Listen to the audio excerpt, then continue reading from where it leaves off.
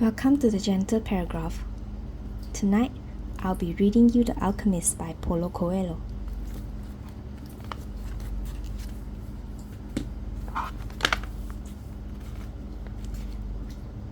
Don't think about what you left behind, the alchemist said to the boy as they began to ride across the sands of the desert. Everything is written in the soul of the world, and there it will stay forever. Men dream more about coming home than about leaving, the boy said. He was already reaccustomed to desert silence.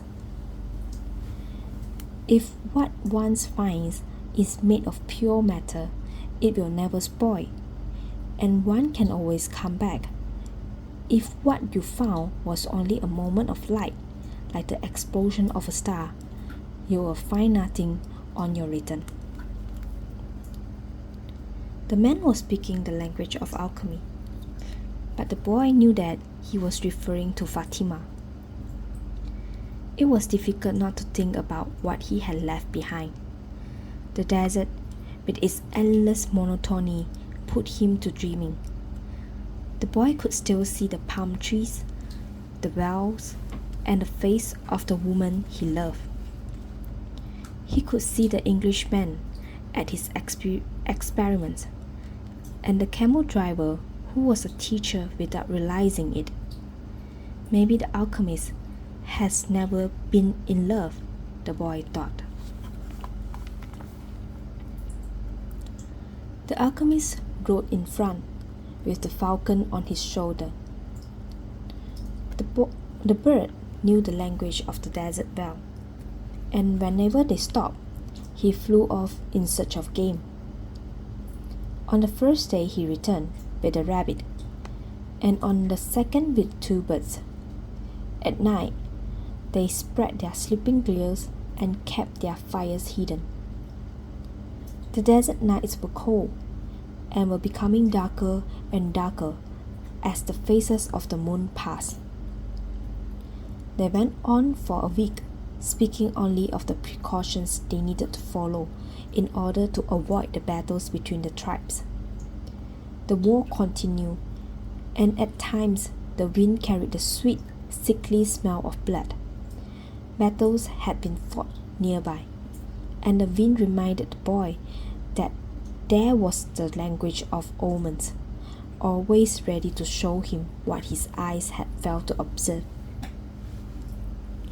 On the 7th day, the alchemist decided to make camp earlier than usual. The falcon flew off to find game, and the alchemist offered his water container to the boy. "You are almost at the end of your journey," said the alchemist. "I congratulate you for having pursued your destiny." "And you have told me nothing along the way," said the boy. "I thought you were going to teach me some of the things you know. A while ago, I rode through the desert with a man who had books on alchemy, but I wasn't able to learn anything from them." "There is only one way to learn," the alchemist answered. "It's through action. Everything you need to know, you have learned through your journey. You need to learn only one thing more." The boy wanted to know what that was, but the alchemist was searching the horizon, looking for the falcon. "Why are you called the alchemist?" "Because that's what I am." "And what went wrong when other alchemists tried to make gold and were unable to do so?" "They were looking for gold," his companion answered. "They were seeking the treasure of their destiny, without wanting actually to live out the destiny." "What is it that I still need to know?" the boy asked. But the alchemist continued to look to the horizon. And finally the falcon returned with their meals. They dug a hole and lit their fire in it, so that the light of the flames would not be seen. "I am an alchemist simply because I am an alchemist," he said, as he prepared the meal. "I learned the sign from my grandfather, who learned from his father, and so on. back to the creations of the world. In those times, the masterwork could be written simply on an emerald. But men began to reject simple things and to write tracts, interpretation, and philosophical studies. They also began to feel that they knew a better way than others had. Yet, the emerald tablet is still alive today. What was written on the emerald tablet? The boy wanted to know. The alchemist began to draw in the sand and completed his drawing in less than 5 minutes. As he drew, the boy thought of the old king and the plaza when they had met that day. It seems that as if it had taken place years and years ago. This is what was written on the emerald tablet, said the alchemist, when he had finished. The boy tried to read what was written in the sand. It's a code, said the boy, a bit disappointed. It looks like what I saw in the Englishman books. No, the alchemist answered. It's like the flight of those two hawks. It can't be understood by reason alone.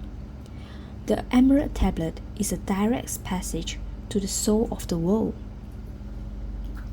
The wise man understood that this natural world is only an image and a copy of paradise.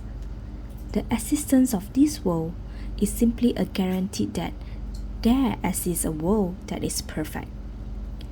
God created the world so that through its visible objects, men could understand his spiritual teachings and the marvels of his wisdom. That's what I mean by action. Should I understand the emerald tablet? The boy asked. Perhaps, if you were in a laboratory of alchemy, this would be the right time to study the best way to understand the emerald tablet. But you are in the desert, so immerse yourself in it. The desert will give you an understanding of the world. In fact, anything on the face of the earth will do that. You don't even have to understand the desert. All you have to do is contemplate a simple grain of sand, and you will see in it all the marvels of creation. How do I immerse myself in a desert? Listen to your heart. It knows all things, because it came from the soul of the world, and it will one day return there. They crossed the desert for another 2 days in silence. The alchemists had become much more cautious, because they were approaching the area where the most violent battles were being waged. As they moved along, the boy tried to listen to his heart. It was not easy to do. In earlier times, his heart had always been ready to tell its story. But lately, that wasn't true. There had been times when his heart spent hours telling of his sadness, and at other times it became so emotional over the desert sunrise that the boy had to hide his tears.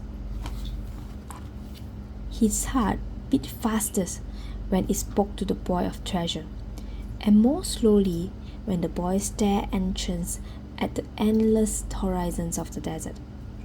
But his heart was never quiet, even when the boy and the alchemist had fallen into silence. Why do we have to listen to our hearts? The boy asked when they had made camp that day. Because wherever your heart is, that is where you will find your treasure. But my heart is agitated, the boy said. It has its dreams, it gets emotional, and it's become passionate over a woman of a desert. It asks things of me, and it keeps me from sleeping many nights when I'm thinking about her. Well, that's good. Your heart is alive. Keep listening to what it has to say. During the next 3 days, the two travelers passed by a number of armed tribesmen and saw others on the horizon. The boy's heart began to speak of fear. It told him stories it had heard from the soul of the world, stories of men who sought to find their treasure and never succeeded. Sometimes it frightened the boy with the idea that he might not find his treasure, or that he might die there in the desert. At other times, it told the boy that it was satisfied. It had found love and riches. "My heart is a traitor," the boy said to the alchemist when they had paused to rest the horses. "It doesn't want me to go on." "That makes sense," the alchemist answered. "Naturally, it's afraid that, in pursuing your dream, you might lose everything you have won." "Well then, why should I listen to my heart?" "Because you will never again be able to keep it quiet. Even if you pretend not to have heard what it tells you, it will always be there inside you, repeating to you what you are thinking about life and about the world." "You mean I should listen, even if it's treasonous?" "Treason is a blow that comes unexpectedly. If you know your heart well, it will never be able to do that to you, because you will know its dreams and wishes and will know how to deal with them. You will never be able to escape from your heart, so it's better to listen to what it has to say. That way, you will never have to fear an unanticipated blow."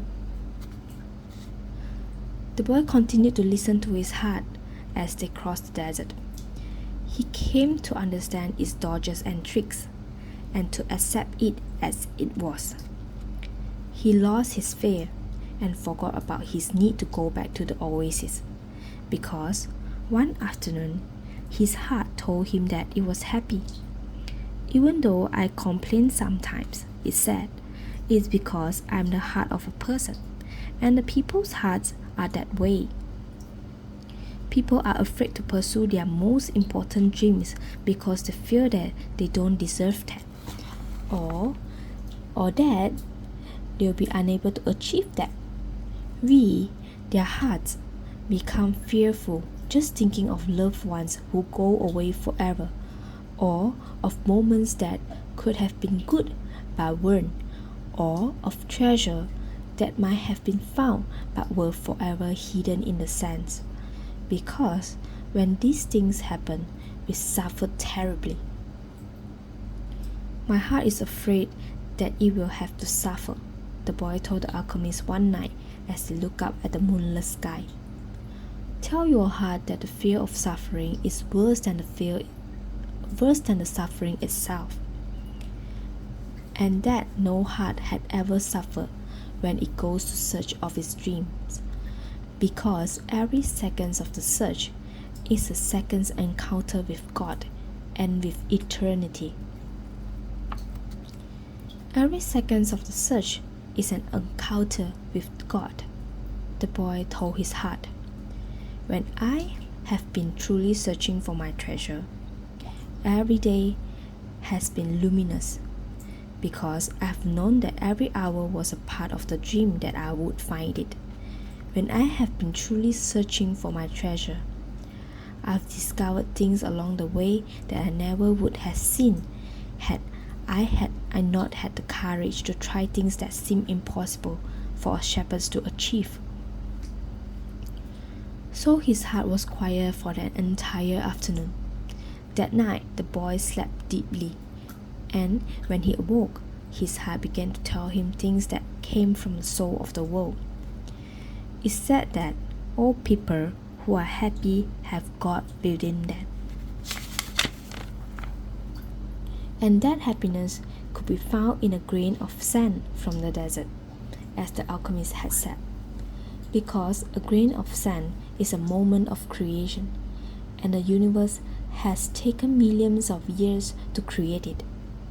Everyone on earth has a treasure that awakes him, his heart said. People's heart seldom say much though about those treasures, because people no longer want to go in search of them. We speak of them only to children. Later, we simply let life proceed in its own direction, towards its own fate. But unfortunately, very few follow the path laid out for them, the path to their destinies and to happiness. Most people see the world as a threatening place, and because they do, the world turns out indeed to be a threatening place. So, we, their hearts, speak more and more softly. We never stop speaking out, but we begin to hope that our words won't be heard. We don't want people to suffer because they don't follow their hearts.